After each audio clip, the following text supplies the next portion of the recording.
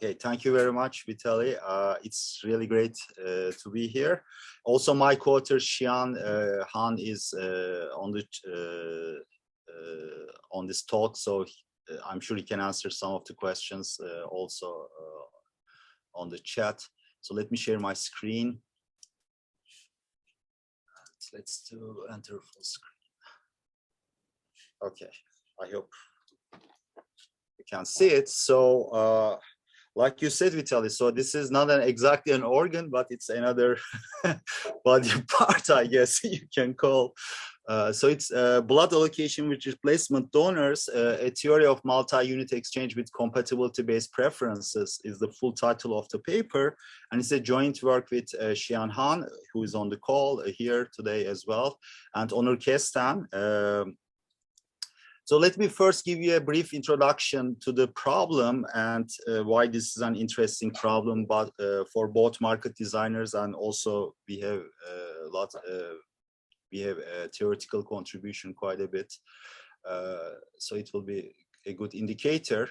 So blood components, which include red blood cells, platelets, and plasma, and the whole blood itself are the most used human body components in medical treatments. They are mostly used to replace or supplement missing components from blood. And transfusion of these components is one of the most practiced medical procedures in hospitals. Despite this, there's always almost a worldwide blood shortage. About 119 out of 195 countries do not have enough in their blood banks to meet the needs, with a need to supply ratio of 1.12. And this list includes many of the developing countries as well as some developed countries. Donating blood components is substantially less costly than other organ or tissue donation procedures for the donor. If you think about it, you just donate and you go to your life, and in 56 days you can donate again. The main cost seems to be both psychological and some time cost, and maybe just aversion to certain procedures in a hospital. Also the other less known maybe blood components, platelets and plasma, can be donation of those can be made more often through a procedure called apheresis, where it just circulates your blood out and captures those components and returns your cells, red blood cells, back to your body. And World Health Organization, WHO, strongly recommends that all blood is supplied by what they call volunteer non-remunerated donors, or VNRDs, due to safety and ethics concerns. So who are these people? These are the people you would see at like blood drives, like blood campaigns, who come and donate. They have good recorded health history, and they just volunteers, basically. They are not paid money, etc. Despite WHO recommendation and low opportunity costs involved in donation, only in 79 countries and 90% of blood component supply comes from VNRDs. Okay. In 56 countries, which include 9 high-income, 37 middle-income, and 10 low-income countries, more than 50% of the blood supply comes from what's a practice known as replacement donor programs, or in some occasions, paid donors. And this list includes very populous countries such as India, Brazil, Pakistan, and also China, where replacement donor programs used to be official, but now they are unofficial, but there's lots of newspaper stories, etc., that they still continue to operate. Some experts and local authorities argue that the use of replacement donors is safe and ethical as VNRDs. Moreover, it is the only ethically acceptable, viable option for mitigating blood shortages in many of the countries. There is no other option. So in a way, WHO recommendation is a goal to make just this volunteer remunerated donor donation as wide as possible, but in practice, that's almost never enough. So what is this replacement donor program? So in a replacement donor program, a patient receives the blood she needs by bringing forward a number of replacement donors who are usually family members or loved ones of the patient. And blood banks in different places use different, I will call, exchange rates that determine how many donors are needed for each unit of blood received, according to the shortages of the blood bank, patient's medical urgency, and other demographics of the patient. And surprisingly less depending on the blood type. So what are I have a question, just for understanding. So this is I'm about to have a procedure, and in this procedure, it's likely that blood needs to be used. So I have to bring someone to get blood. Yes. But in an emergency, that obviously doesn't apply. So for emergency programs, usually they try not to use replacement donor programs. So that's common. So VNR, whatever's lack, either the blood they collect from replacement donor programs using high exchange rates, or from VNRDs, from other sources they try to use. So this is more like almost all procedures which you schedule, like tomorrow or 2 days later, I will have an operation, or for the blood components where you regularly, some people need, or after, like, let's say chemotherapy, like people get lots of platelet replacement. So which, you know, ahead of time, you will need that. So mostly for these programs, you use replacement donor programs. So there seem to be two important shortcomings of these replacement donor programs. First of all, there is no optimized inventory management based on donor screening and needs of the blood bank. Although in many bylaws of these blood banks, inventory management is determined as an important goal for the blood bank. I will be more explicit about those, but so this goes in tandem, and usually they use what they call, I'm going to use the economic term exchange rate. So they use some fixed exchange rate between units received and supplied, regardless of the blood type usually. So it's not a function of blood type, which can create efficiency, fairness, and ethical problems. For example, in particular, this happens quite often. Certain patients may not be able to recruit the required number of donors that they are obliged to bring, making it difficult to receive blood. So this gives rise to coercion and black markets, as you can imagine, through which patients without donors pay others to be replacement donors. Okay, and this is quite, I mean, you wouldn't think the major problem, the health issue problem with the black markets is that usually these people are repeat donors, and they are many times in very poor health quality. So this is not a good source. And secondly, if when the black markets or they don't work, rules are banned arbitrarily, so that some patients are forgiven their debts while others are not. So if you want to think about it, how this would work, this is, so we talked to a few blood bank managers. One was in South America. So the way they do is that, well, okay, we have a 1-for-1 exchange rate. We are going to bring one donor for every unit. I will explain what a unit is in a second, of blood you receive, let's say. But first, okay, we are going to give you, and the donor comes back. Okay, I couldn't find 6 units, although I got 6 units. Okay, that's fine. They say, just bring whatever. So it depends on who is on duty, on call that day, which doctor. It's quite arbitrary, basically.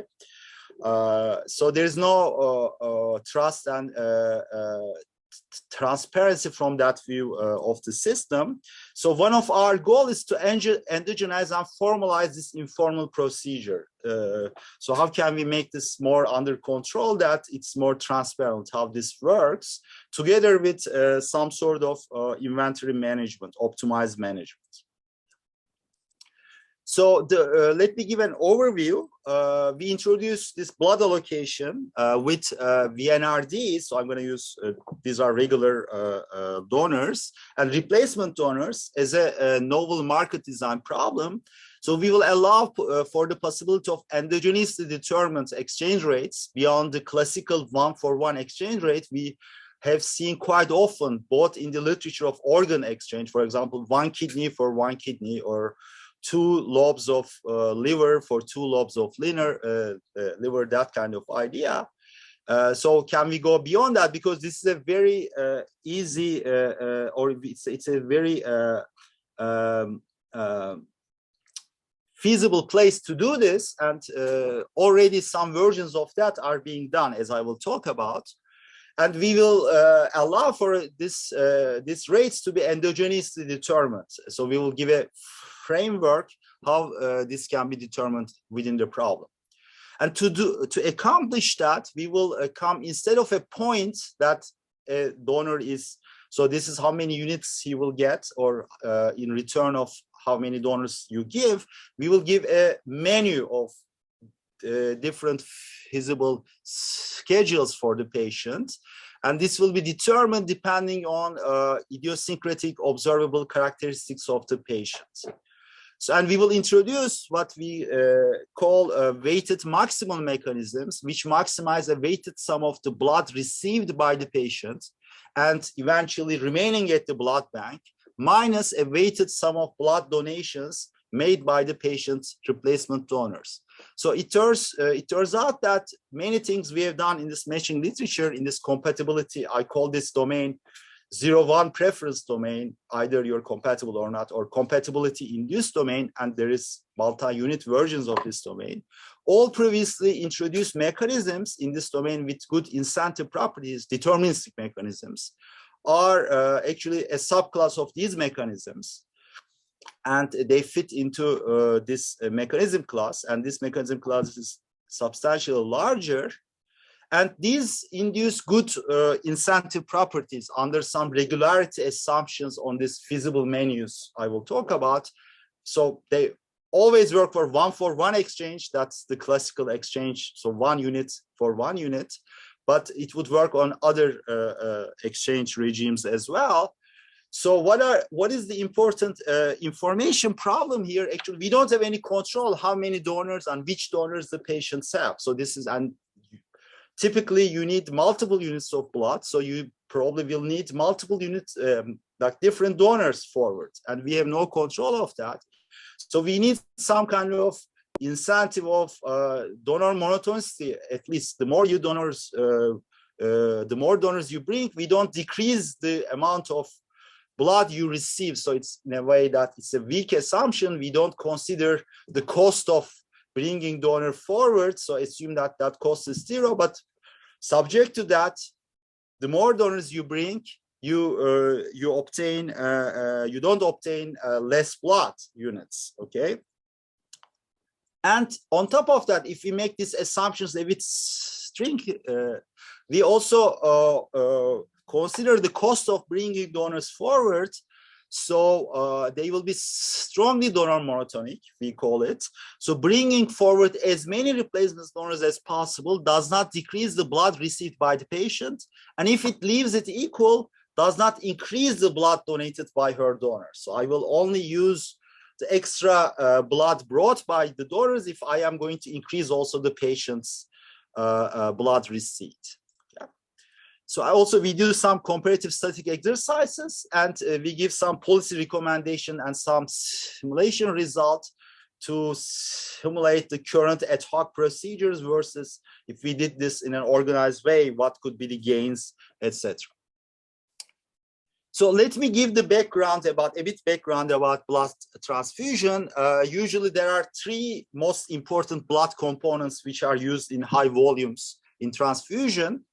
The first one is just you would call the whole blood donation, but in the modern days, they are called red blood cells. You only get the red blood cells, which carry the oxygen, etc., and nutrients for the blood. So this is basically a donor can on average donate about 500 milliliters of whole blood. And if you take the red blood cells out of that, this is equivalent to, usually depending on counting, how you count it, 1 or 2 units of red blood cells. So they are packaged in a pack, so it's well defined. It's all, although blood is a divisible good, clearly it's in practice never a divisible good. It's an indivisible good. It comes in a pack. Or they can donate by themselves what I call platelets, which are also tiny cells. They are important about for other functions of blood regarding bleeding, etc. But they're not as essential as red blood cells if you are going through an injury, etc. So you can donate it more often. It replenishes faster, and you can donate those units, 2 or 3 units, almost once a week, and it can be done multiple times a year. Okay, or the plasma, the liquid part of the blood. So there are no cells in it, but you have like antibodies against like diseases. I'm sure you heard for COVID, against COVID, convalescent plasma was thought to be, could have been a good cure. So which carries these antibodies against certain things. So so it's even more often because it's the liquid part. Depending on what kind of antibodies are needed, etc. But up to twice times a week, this can be donated. And they are processed about in 24 hours, and they are packaged in this packs, which what I will call a unit, basically. Each pack is a unit. And so typically, what is the need of a patient? Of course, there's so many different needs. It can be surgical. It can be trauma induced. It can be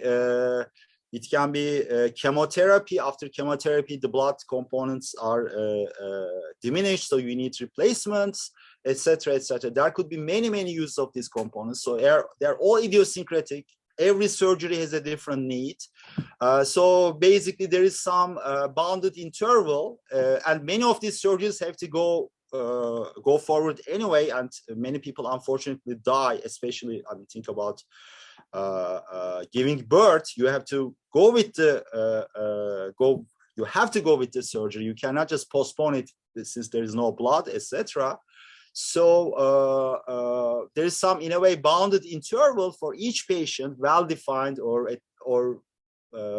so the preference of the doctor conducting the surgery is increasing. The more is better, etc. Okay,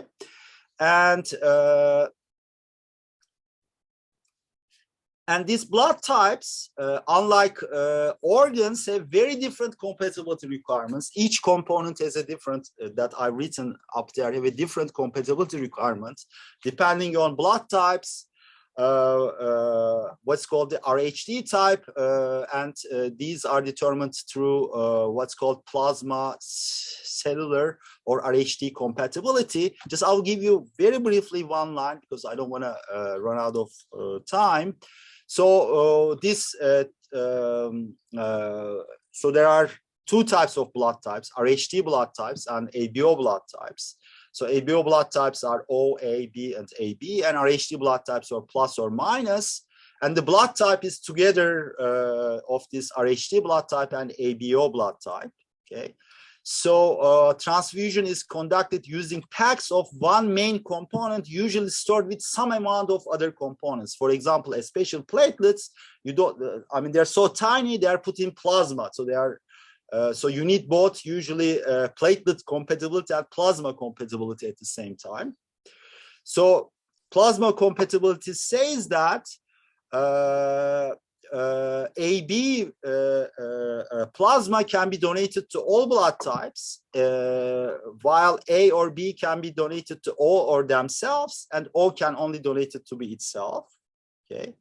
On the other hand, when there are cells involved, like red blood cells especially, you need ABO cellular compatibility, which is the reverse of it because of antibodies, etc. So the donor plasma carries the antibodies, while the cells have the DNA, so it's reversed. So all can be donated to A, B, or AB, while AB can donate to A, or B can be donated to themselves or AB, and AB can only be donated to itself.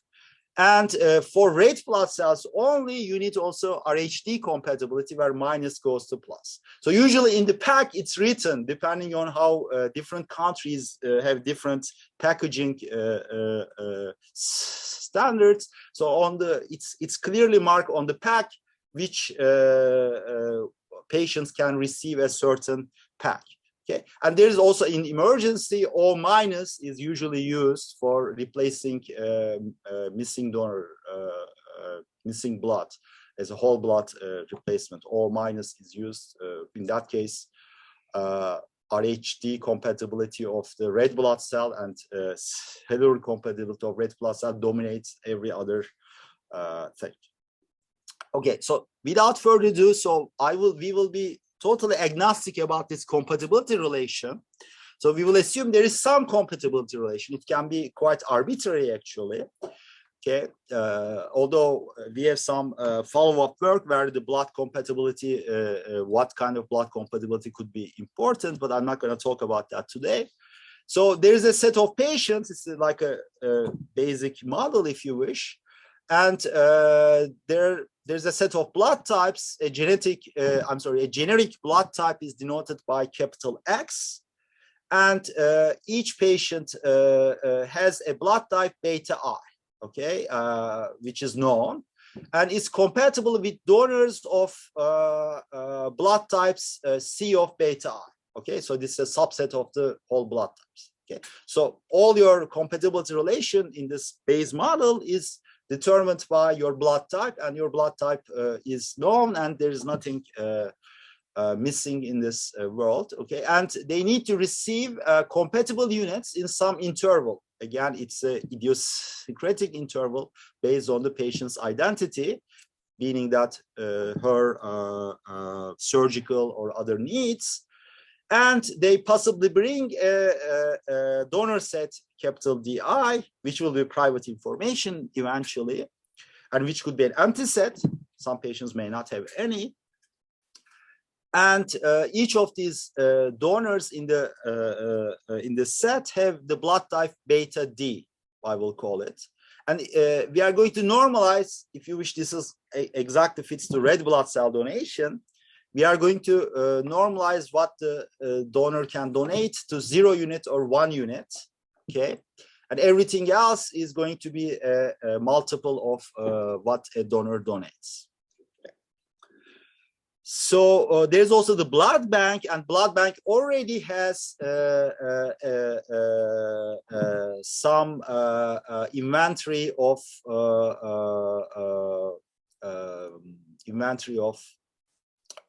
VNRDs, if you wish.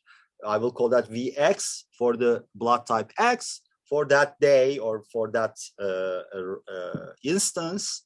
So this is somehow collected ahead of time, and this is available. Again, in the paper, we are working to endogenize this decision, how much inventory to carry, etc. But today, I'm not going to talk about that. So there is a question. I can take that. Jacob, go ahead.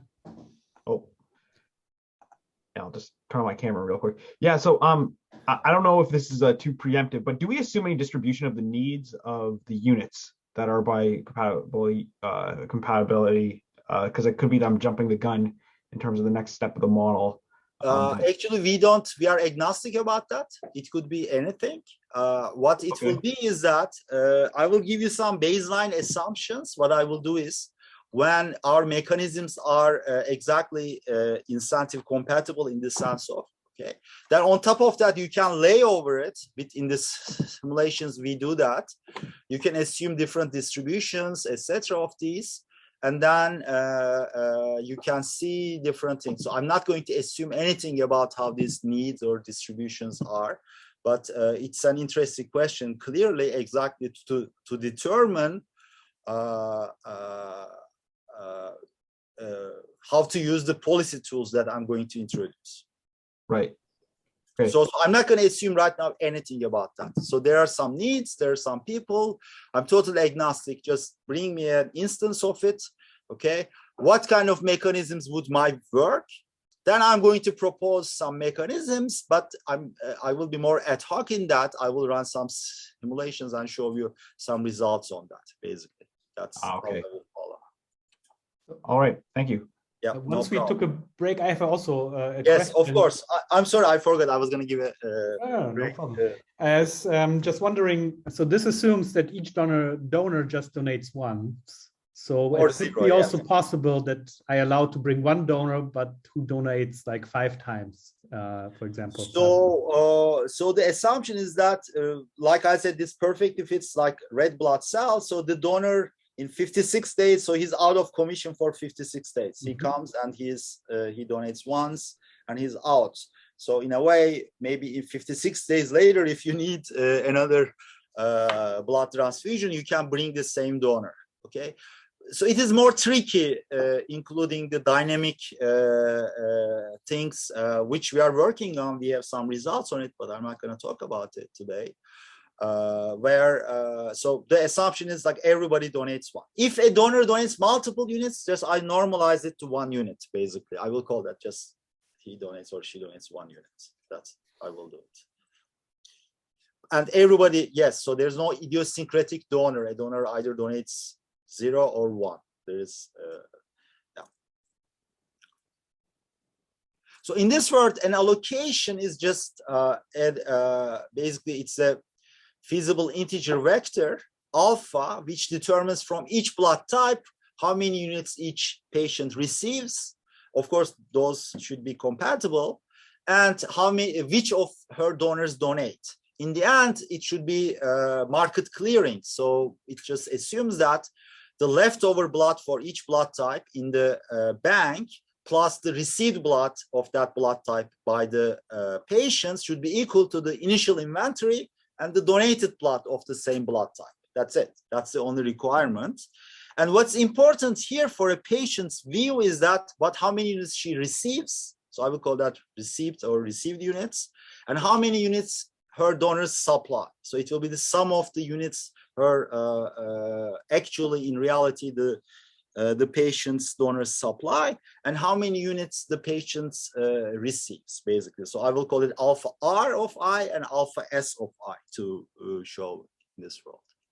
So this will be what I will call a schedule of the patient, what she's going to do. So I will assume preferences. So the patients will have preferences over these schedules, okay? And although it can be generalized a bit, I will assume most natural assumption here is have some sort of lexicographic preferences. In a way, the received blood is the most important component, so the higher quantity of blood is better within that interval, but receiving the same amount, it's less, you don't want to bring as many donors as possible. So the fewer quantity, giving the fewer quantity is better. So in a way, this is the whole possible consumption space of schedules for the patient. The horizontal axis is the received units, vertical axis is the supplied units. So every dot here represents a feasible schedule in a way, if it's allowed, okay?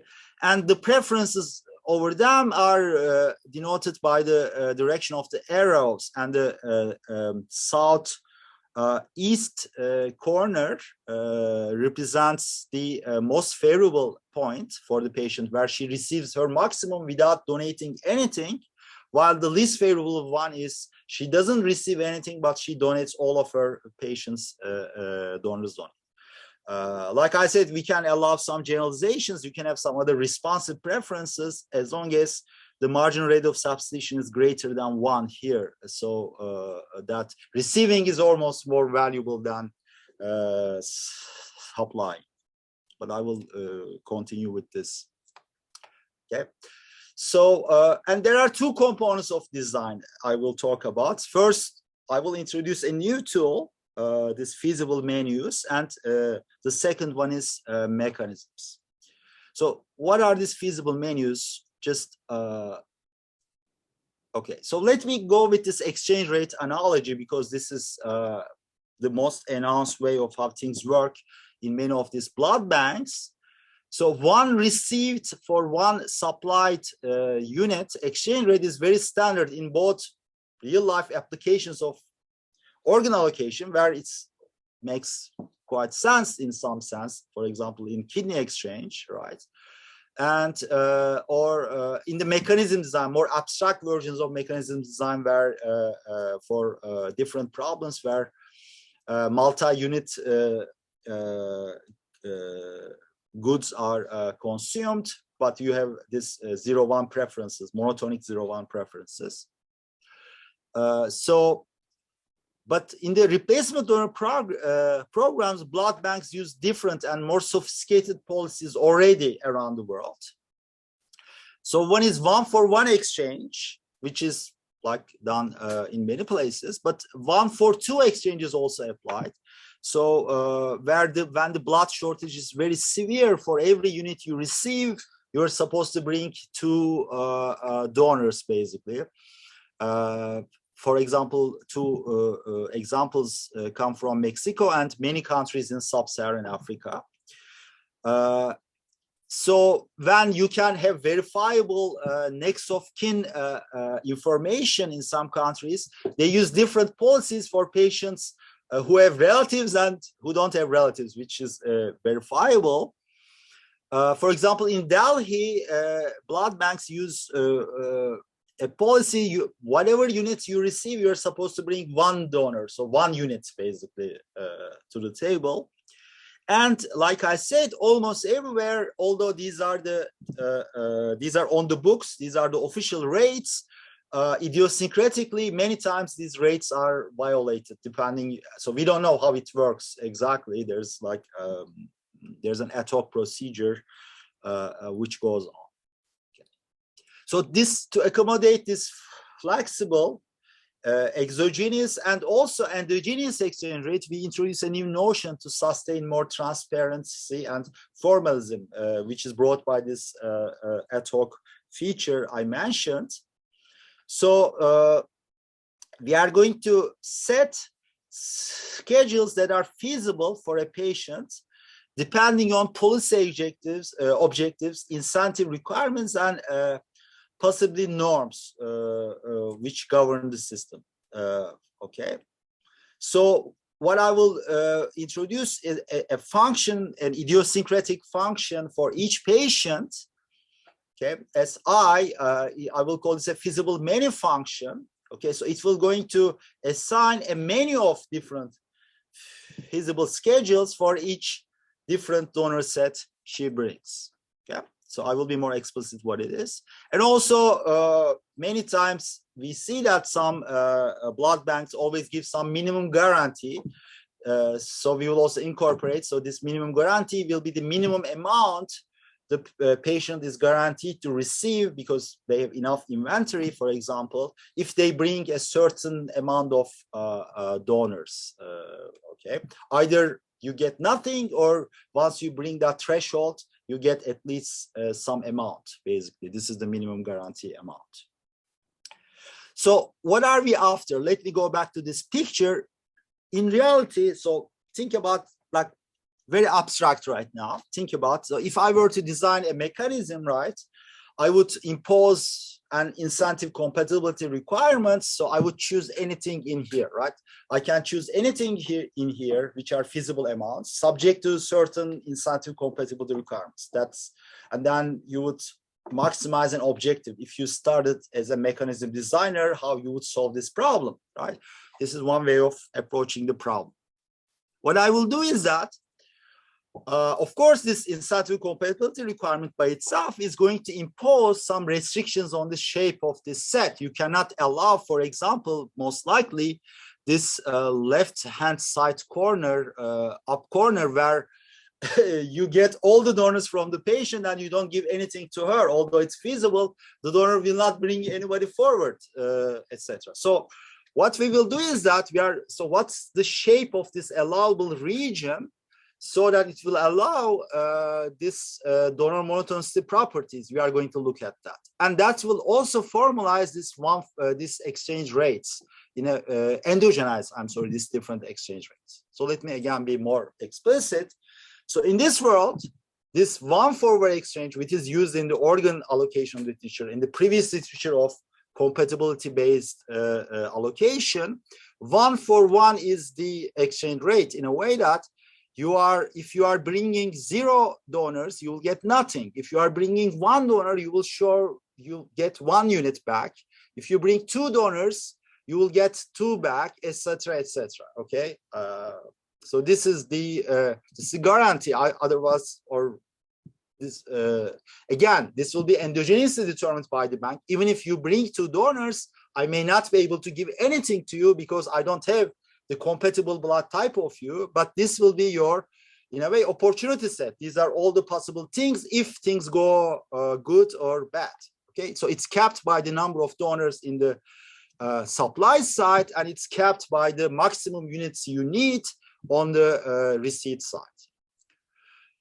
On the other hand, a minimum guarantee policy says that, okay, I have enough inventory in the bank, so I'm going to guarantee you to give some amount regardless of what you do. For example, let's say if last year you donated some blood out of your goodwill, then I'm going to give you 3 units guarantee. So I guarantee you to receive 3 units whenever you need it next year. So, for example, when it was legal in China, this was a policy used in Xiang there. But again, for each additional unit, I'm going to charge you 1 replacement donor. So this is the feasible menu, basically. This is all the allowed things.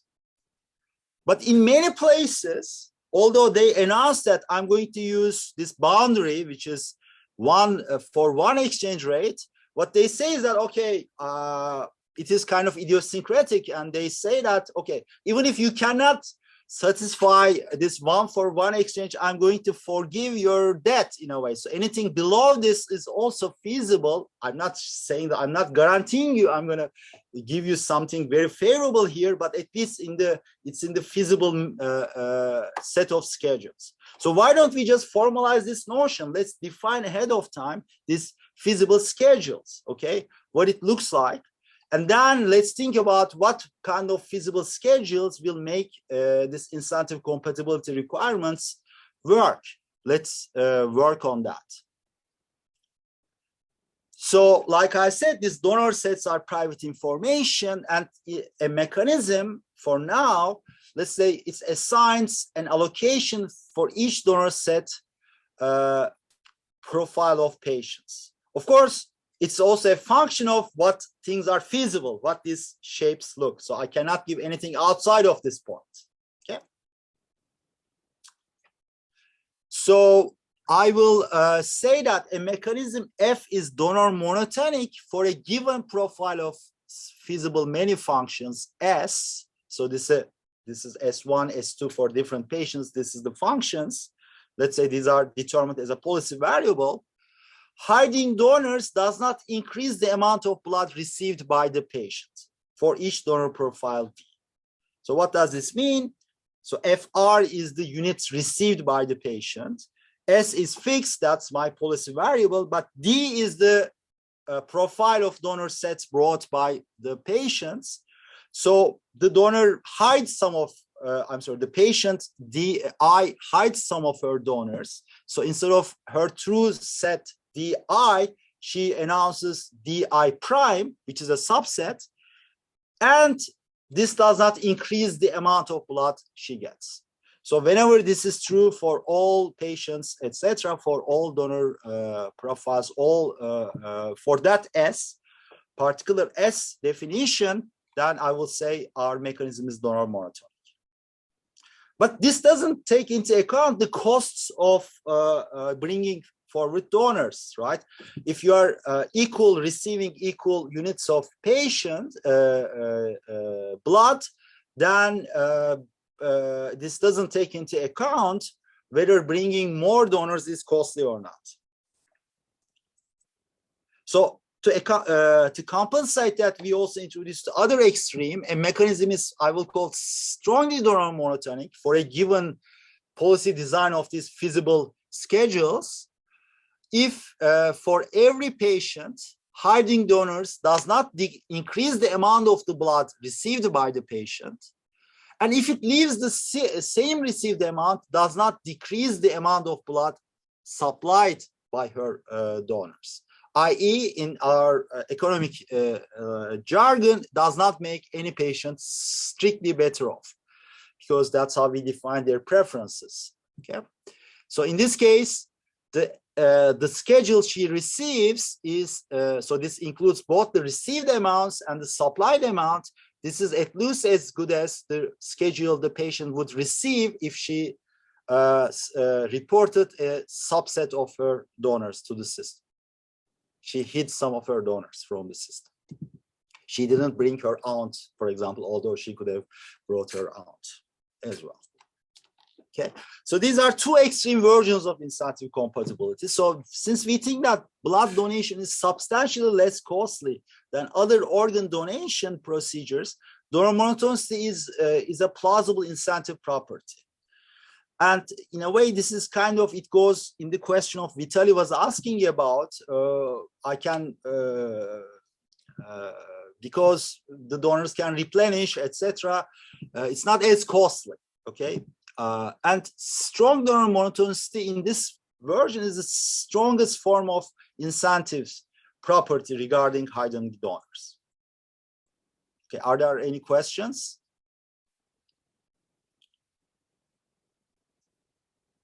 And the efficiency, yes, is there? No, okay.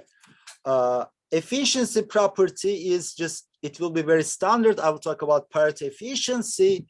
If there is, so alpha is Pareto efficient allocation. If there is no allocation alpha prime, where all patients weakly prefer this, and at least one of these weak preferences is also a strict preference. But I will also talk about blood banks objectives.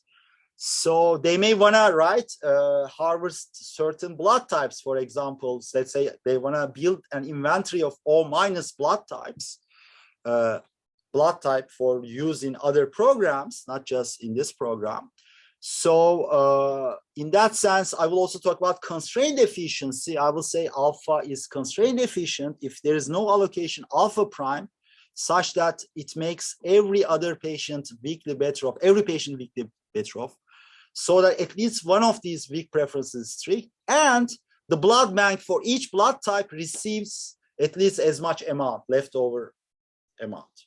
Okay, so it's defined, if you wish, like it's kind of a budget balance condition. Let's say the blood bank says that, okay, I want to have this much amount, and everything, yeah. So actually in the paper we have more general version of, so we actually micro found this using underlying preferences, but it is almost the most general class. I will introduce this weighted maximal mechanisms as our main mechanism class, where you basically maximize, given a feasible many function profile S, you are going to maximize this weighted sum. So what is the weighted sum? It's determined by certain weights assigned for each patient. There are two weights for each patient, the receiving part weight and the supplying part weight, so that receiving side has a much higher weight than supplying side. I can just determine. And also blood banks, each for each blood type, it has a weight, okay, for the eventually how much is left over to the bank.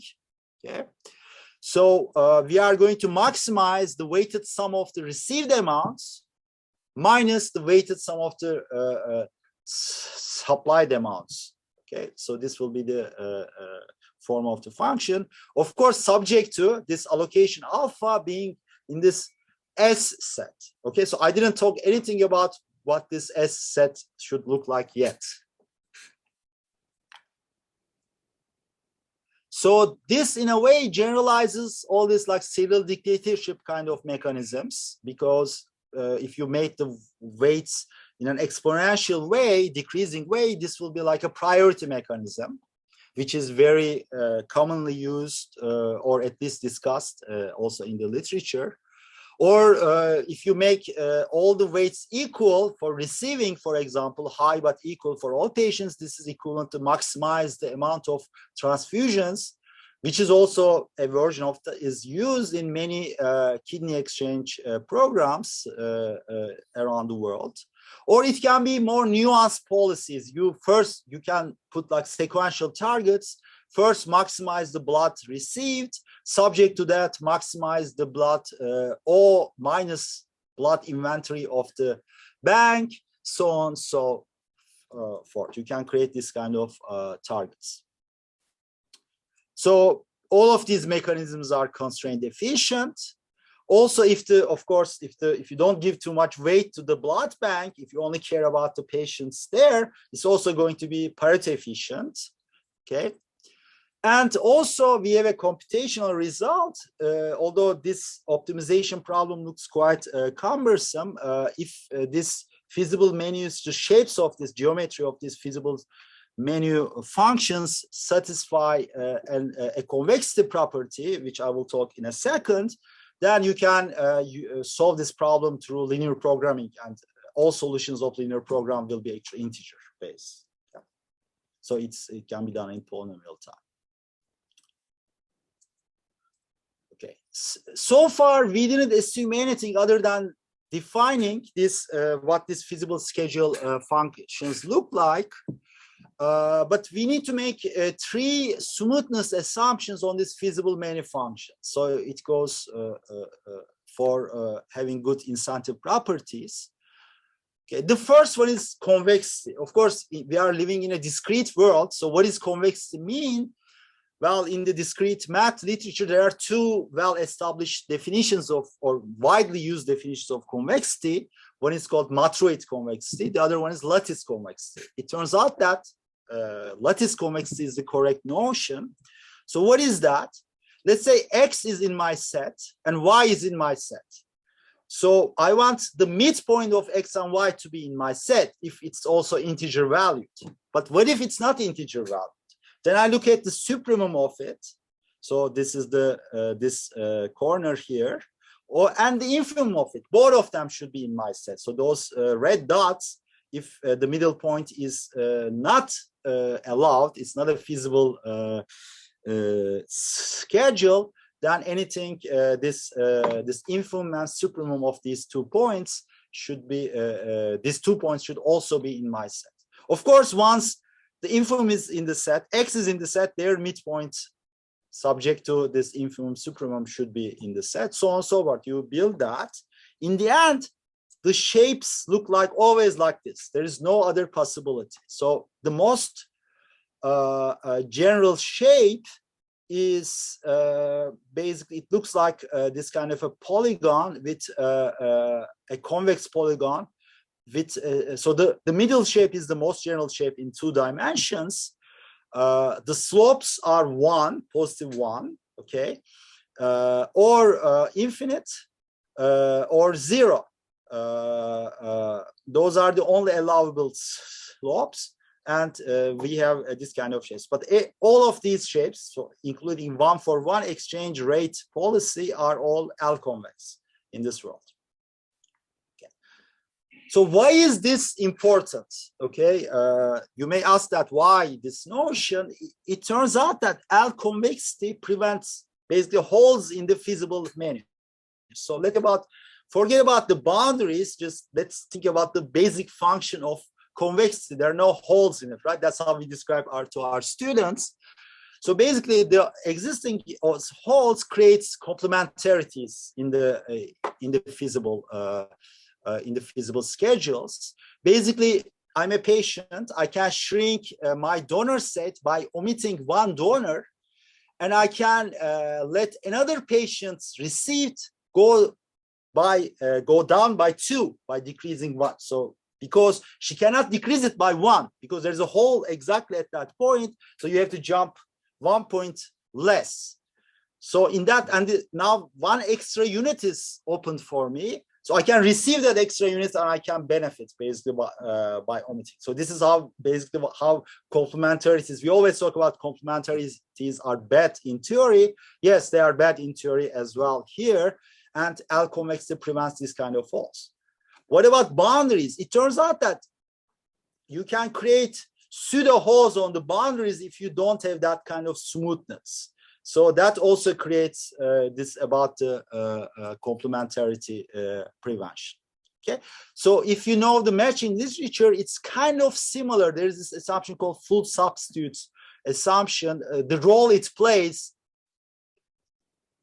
they are totally independent, logically independent, and the role they play are not the same. But to give an intuition, you need this kind of an assumption, the same side substitutes and cross-side complements assumption in trading networks literature, which was introduced by Ostrovsky and was used afterwards by many other peoples or generalized.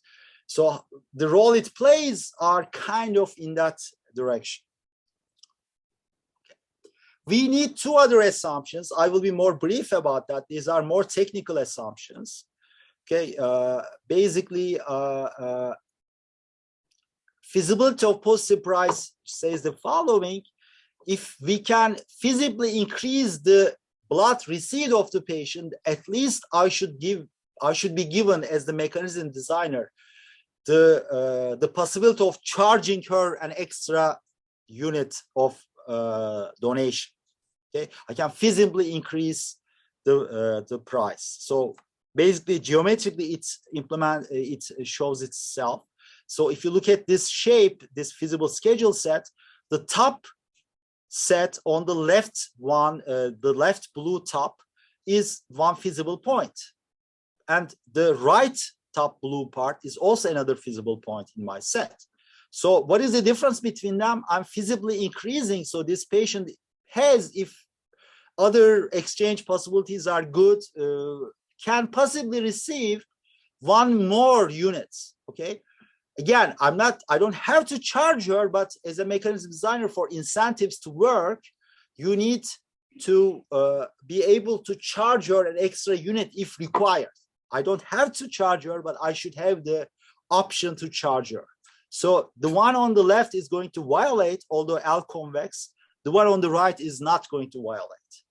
You can still have flat top and flat bottom when you hit the boundaries of the donor sets. So you can still have that. But in the feasible region, you should have this option. So the role of this will be more clear with the next assumption. So far, we have not considered what happens if you change your donor set. These are all for a fixed given donor set. But we can, since you can think that I can create very weird functions. I'm going to bring forward more donors, then I'm going to shrink your feasible set. This can satisfy both properties.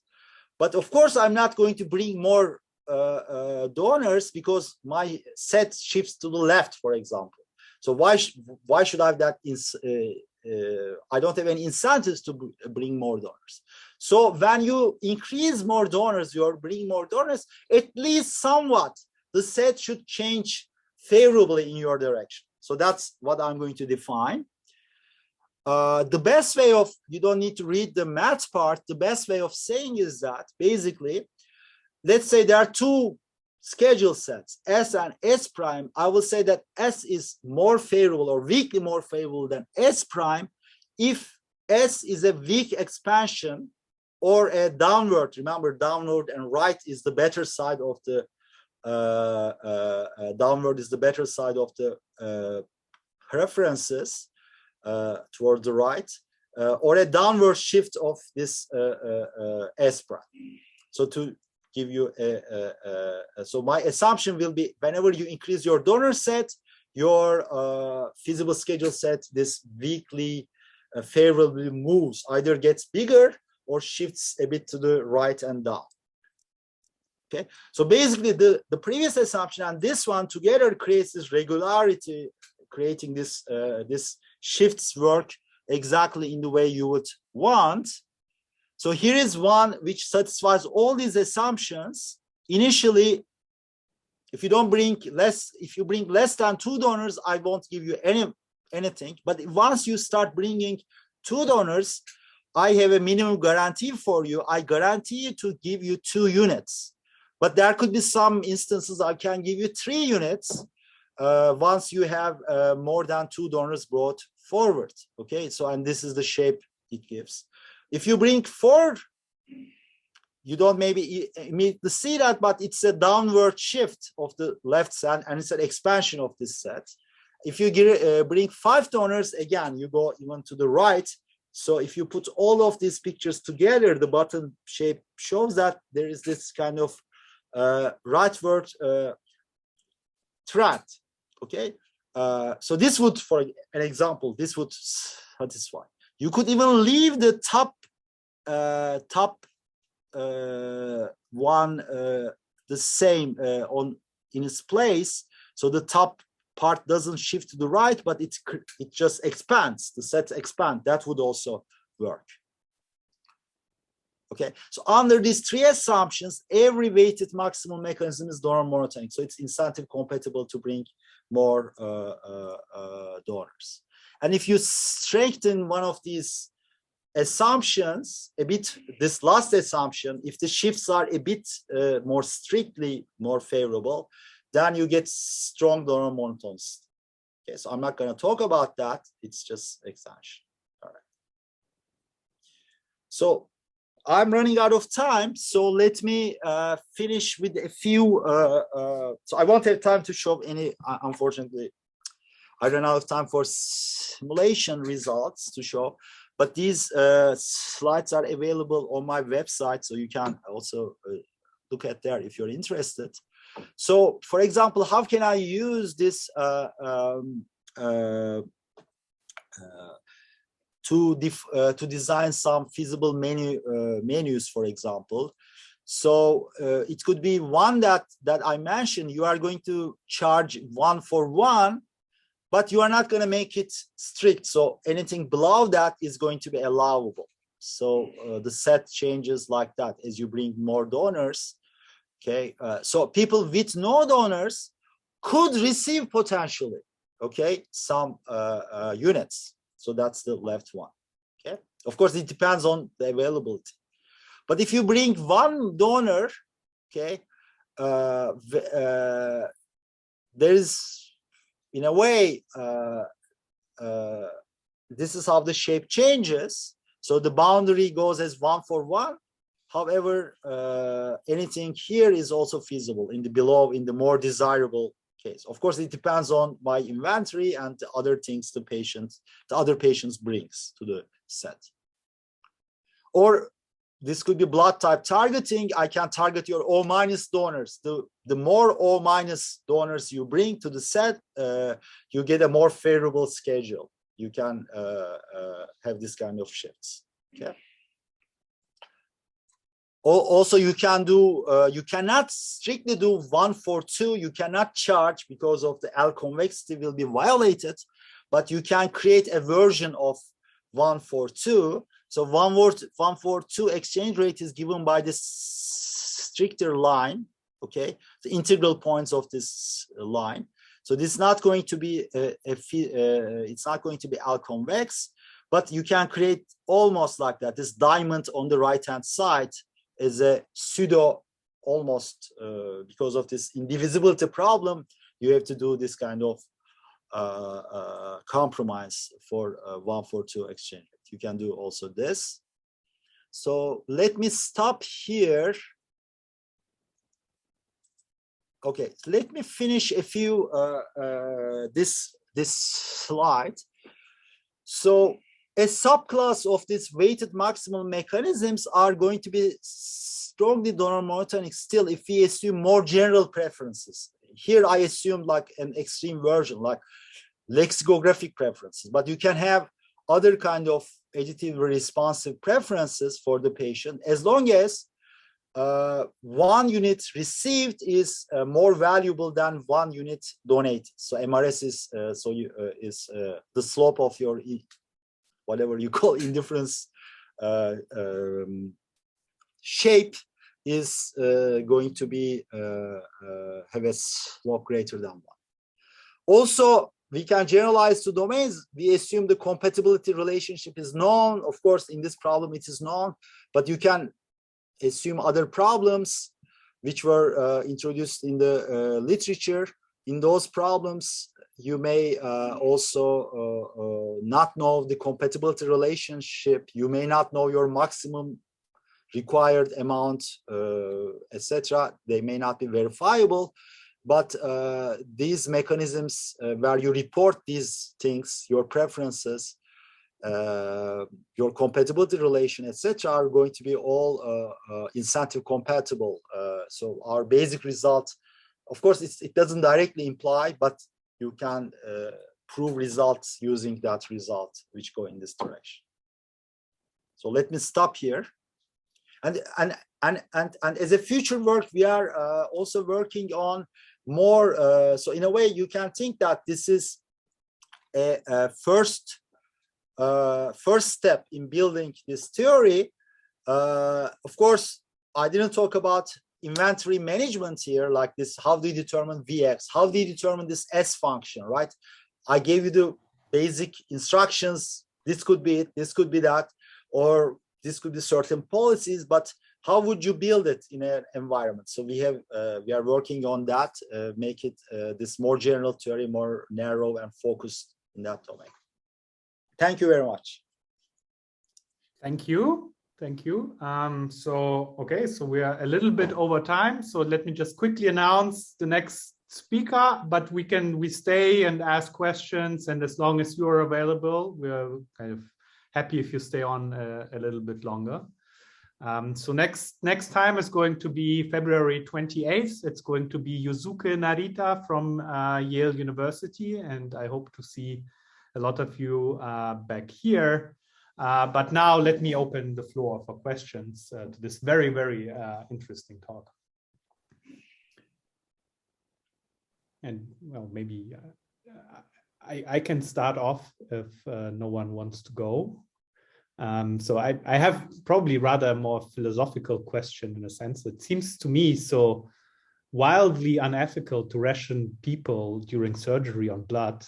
And on the other hand, paying people for blood, something that is kind of seems not so super unethical. I mean, I think in Germany we pay people.